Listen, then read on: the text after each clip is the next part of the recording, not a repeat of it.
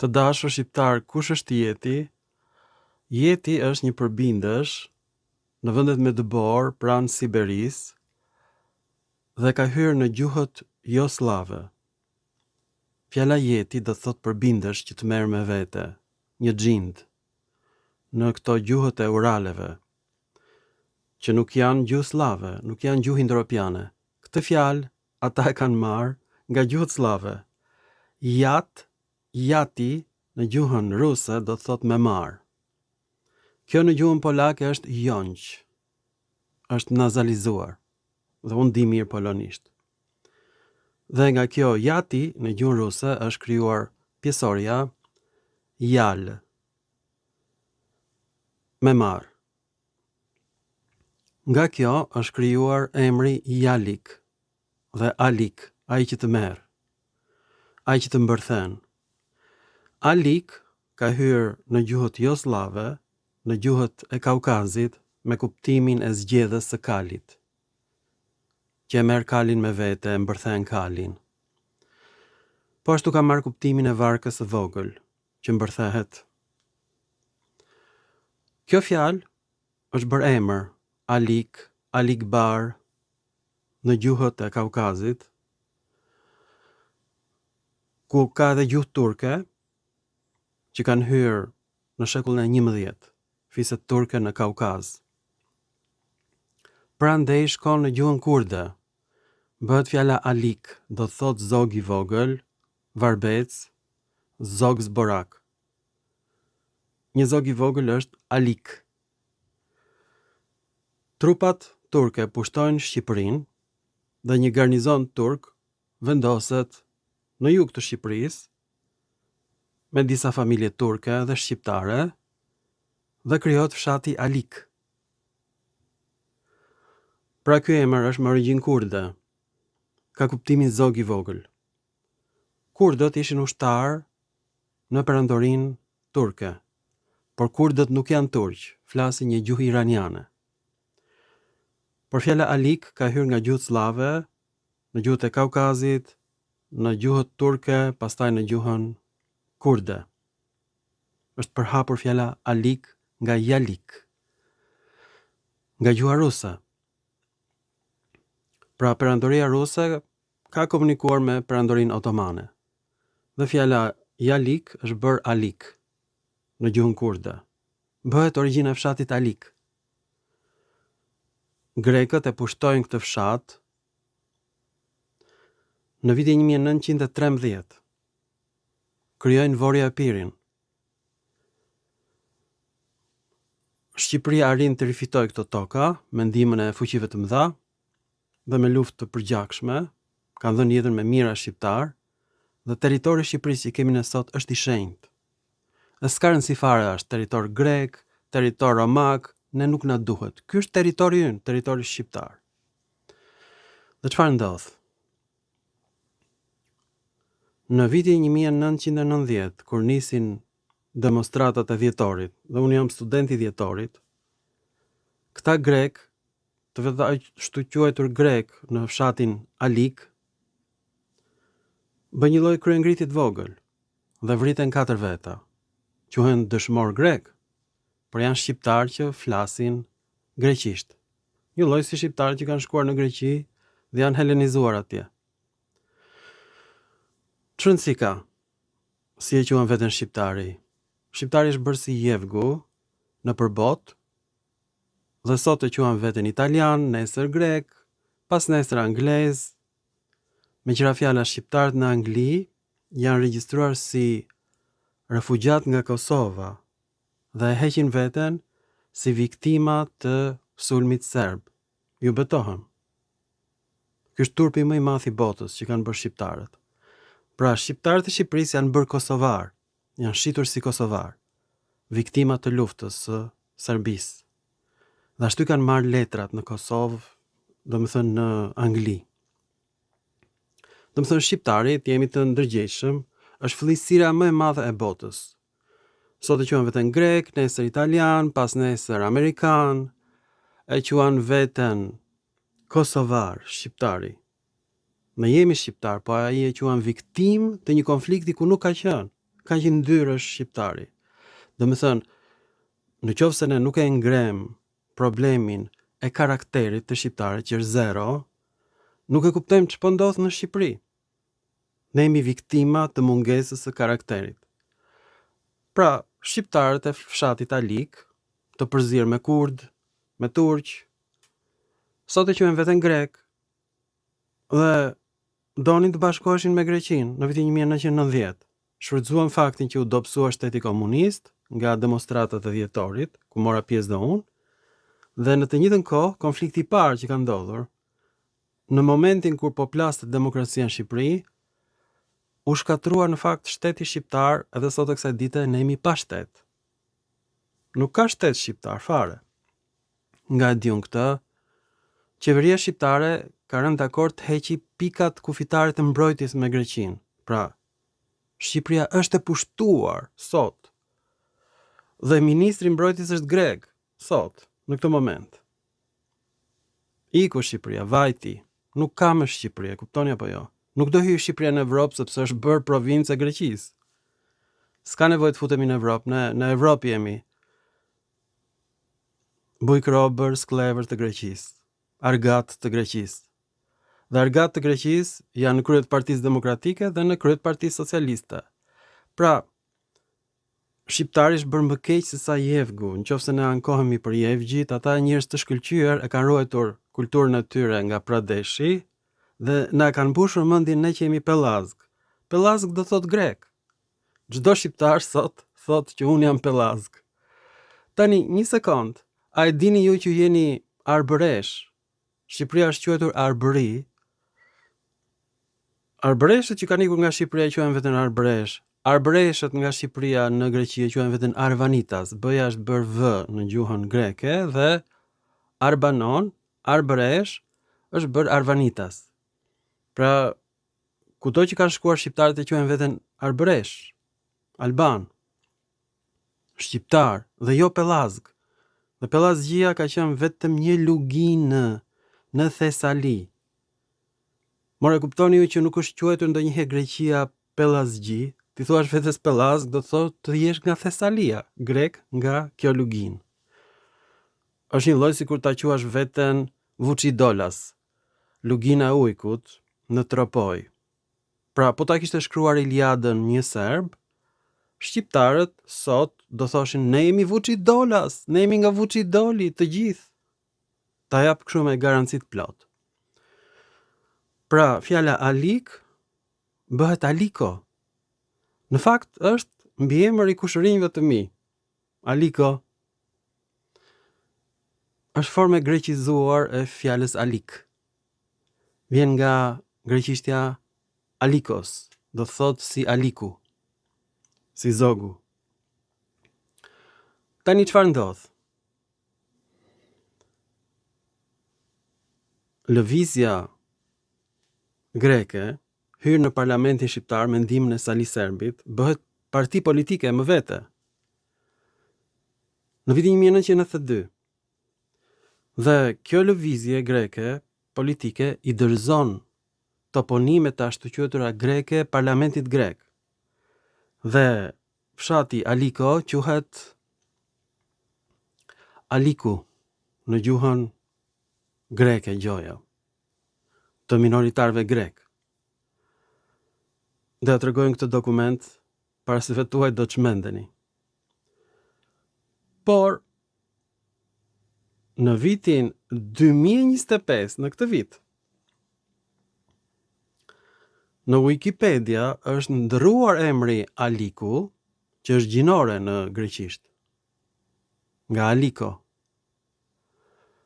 Dhe është bërë Alikos. E kuptoni apo jo? Po pse është bërë Alikos, do thoni ju? Sepse minoritarët kanë filluar të lexojnë fjalorin e Stefanusit të Bizantit, të shekullit të 6 të erës sonë. Dhe atje ekziston një fis helen në Peloponez, në Akaja, në jug fare, që quhet Alykos. E çfarë kuptimi do të thot Alykos? do të thot si kripa. Ju vu ky emër skleverve, minatorëve të kripës. Është emër fyes. Ata të kripës do të thot ata që nxjerrin krip, sklever të kripës. Pra, ose janë popullsi arvanitase, ose ndonjë popullsi tjetër, po jo greke. Është emër fyes, alikos. Do të thot minator i kripës, fjalë për fjalë. Vetë grekët nuk e shpjegojnë dot fjalën alykos, sepse në greqisht kjo shkruheshte halykos, vjen nga hals, do të thot deti.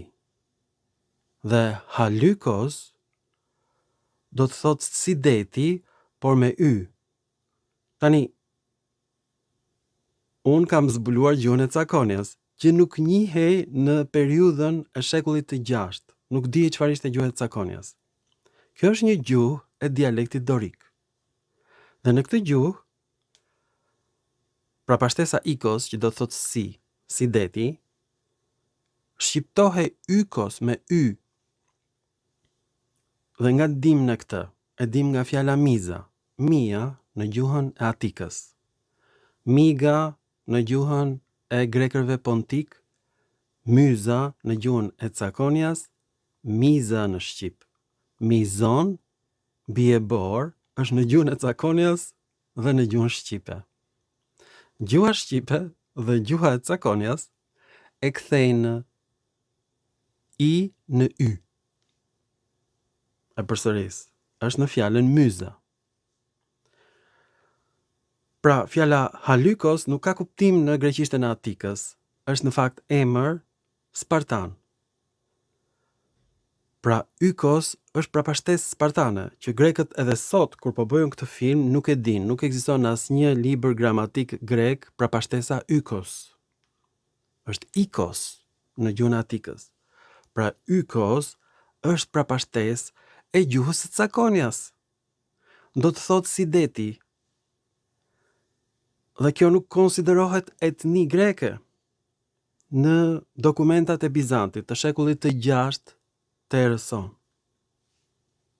A kuptoni apo jo? Pra, për të qenë të ndershëm, sa unë i urrej turbo-albanët, por i përbuz edhe turbo-grekët, e vërteta është se kemi 3 burime të fjalës aliko. Kemi fjalën alik, aliko në gjuhën kurde, do thot zog i vogël, varbec, zborak. Kemi fjalën aliko në gjuhët e Uralit, do të thot vark e vogël. Ka kuptimin e zgjedhës së kalit.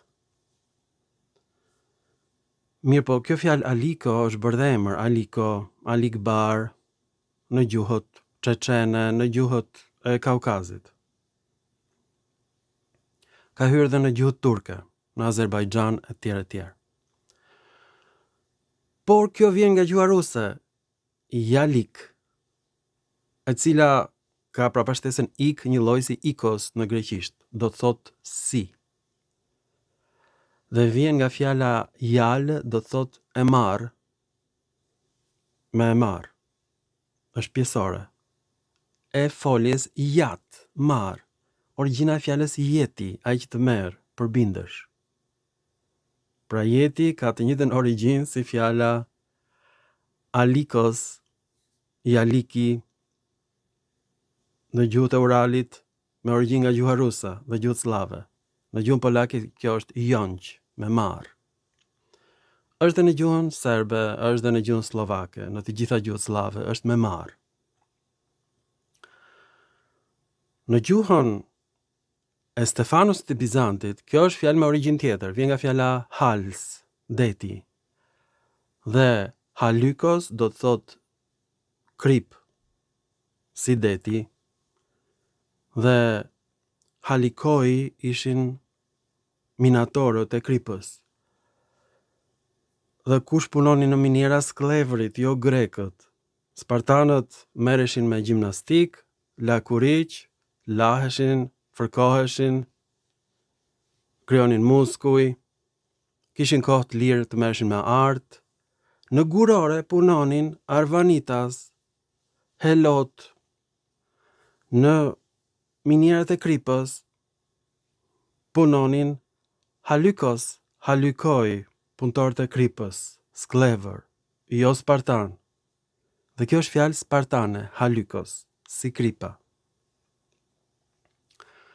Është bërë mbi emër shqiptarësh që janë martuar ndoshta me grek në të kaluarën, por këta shqiptarë në Shqipëri nuk e dinë ç'do thot Aliko. Kushërinjtë e mi nuk e dinë nga vjen Aliko.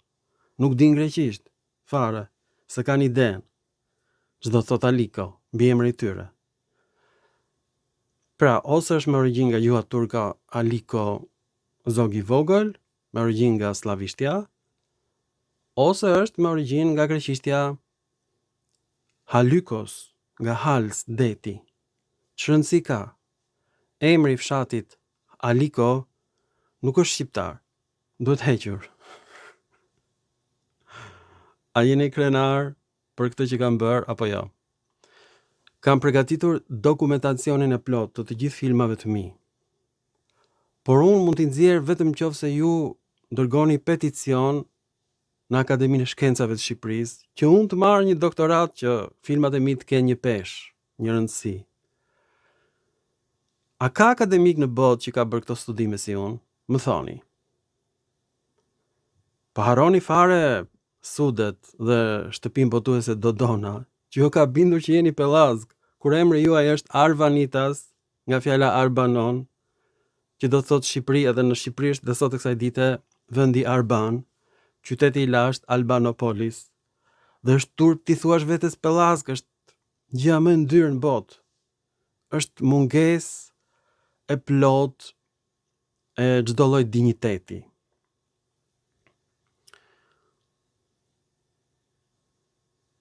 Një shkrimtare shqiptare ka bërë një vepër filozofike pa dinjitet, e poshtëruar. Ajo e ndjen veten të poshtëruar. Ka marrë doktoratur për këtë gjë, për poshtërimin që ajo ka ndjerë në Shqipëri. Pra një shqiptare e ndjen veten kaq të neveritur, sa që në Angli ajo e quan veten jo shqiptare. Dhe kërkon që të bëhet kryeministre e Shqipërisë, kjo fëlliqësirë. Kaq poshtë kemi rënë. Njerëz që nuk e quajnë veten shqiptar, po bëhen shqipfolës, kozmopolitan, politikan, kryeministra. Kemi arritur fundin, tabanin e detit. Dhe në tabanin e detit bien të gjitha mbeturinat e detit, edhe të tokës që sillen nga lumenjt. Aty kemi arritur, në fund të detit. Ne shqiptarët. Dhe ndoshta Aliko vjen nga Halykos. Por ky ka qenë një fis sklevrish në Peloponez në shekullin e 6 dhe është zhdukur. Nuk ekziston Alikos ose Halykos, as si toponim, as si koncept. Grekët këtë e gjejnë në literaturën e shekullit të 6 dhe ja vënë emrin fshatit shqiptar Alikos në vitin 2025. Pse do thoni ju? Shikoni çfarë ka ndodhur. Kur e merr pushtetin për herë të dytë Partia Demokratike, në krye Sali Serbin, ata nxjerrin një ligj që minoritetet mund të vendosin emrat e fshatrave të tyre pa miratimin e parlamentit, pa miratimin e Akademisë së Shkencave të Shqipërisë. Vetë kryetarët e bashkive mund të ndrojnë çdo lloj emri, pa asnjë lloj miratimi. Atë që ka bërë Sali Serbi se ka bërë asnjë njeri, domethënë, mendoni që të shkoj dikush në Shtetet e Bashkuara dhe të filloj të vëj toponime shqiptare dhe ta lejoj Senati Amerikan një gjë të tillë. Po ti shkon në karrige elektrike për një gjë të tillë. Kaq poshtë kemi rënë ne. Të gjithë antarët e Partisë Demokratike sot, të gjithë, duhet bëhen antarë të Akademisë son, ta kthejmë në lëvizje politike, braktiseni Partinë e Sali Serbit, sepse atë do të trashëgoj ose vajza e tij, Argita Bulatović, ose djali i tij, Shkëlzen Bulatoviçi, ose ndonjë Bulatoviç tjetër. Edhe sot e kësaj dite është në Rusi një rajon që quhet Bulatov. Janë me origjinë ruse ata. As serbe jo, ruse. Kanë ardhur aty nga shekulli 15, fisi Bulatović, në malin e zi, dhe vjen kjo nga fjala Bulatov, do të thot hekur. Shpat për hekuri. Por jo në gjuhën ruse, por në gjuhët urale. Të merë, këta e Bulatovët, këta kanë ardhur në Vuçidol, në Tropoj, dhe këta janë bërë udhëheqësit e lëvizjes demokratike në Shqipëri. Këta lejojnë që grekët të vënë në vitin 2025, pa miratimin e parlamentit, emrin Alykos është në internet, shikoni sot. Kjo është çmendërimre. Ne marrim vesh nga Wikipedia çfarë po ndodh në Shqipëri, jo nga Parlamenti Shqiptar, se nuk ekziston. Parlamenti Shqiptar, madje as qeveria nuk ekziston, të gjitha proceset në Shqipëri tash kontrollohen nga një program kompjuterik i quajtur Diella, që është emër mbiemëror, unë nuk e dija, vjen nga Ediel. Ediela është mbiemër, nga kjo vjen Diella. Çmenduri, ne nuk dim shqip akoma. Po mësojmë dhe e pranojmë. Jemi njerëz me dinjitet dhe e pranojmë të vërtetën ashtu siç është. Nuk jemi gënjeshtar, nuk jemi pellazg. Unë nuk e quaj vetëm pellazg nga Thesalia, është turp ta quash vetëm pellazg. As kozmopolitan nga Anglia. Dhe nuk e shes veten për kosovar, siç e bëjnë shqiptarët në Angli. Është shumë e turpshme kjo që po ndodh me neve. Ju lutem mblidhni mendjen. Po mblidheni më mendjen, hapeni një fjalor elektronik dhe shikojeni të gjitha këto që kam thënë, do ju dalin të vërteta. Pra e bërë 2 dokumenta përfundimisht. Njëri në vitin 1992, ku fshati quhet Aliku, jo Alikos. Dhe në vitin 2025, në këto momente që po bëjmë këtë film, është ndryshuar në Wikipedia dhe në dokumentat e qeverisë greke, emri i fshatit Aliku është bërë Halykos, si në dokumentat e Bizantit të shekullit të 6, që do të thotë si deti, krip. Sklevër të kripës, Halikoi. Dhe është gjuhë e cakonjes që është gjuhë tjetër. Grekët nuk e kuptojnë gjuhën e cakonjes fare. Është një gjuhë më vete, është gjuha e lashtë e Spartës. Dhe kanë mbetur vetëm 200 folës sot. Pra, banorët e fshatit Aliko nuk janë spartan, nuk flasin gjuhën e cakonjes. Ata flasin greqisht, si banorët e Athinës. Nuk e dinë ç'do thot Halykos. Po kanë shkruar sepse kanë gjetur në fjalorin e Stefanusit të Bizantit.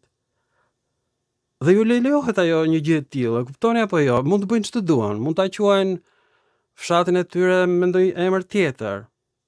Por kanë vendosur ta quajnë Halykos sepse ngjan me Alik, që do të thotë varbec, një emër që e sollën ushtarët kurd, pjesë të perandorisë otomane. Ju falenderit të dashur shqiptar dhe mirupafshim në filma të tjerë shkencor. Në qoftë se doni dokumentat, duhet të çoni peticionin për mua në Akademinë e Shkencave të Shqipërisë. Mirupafshim.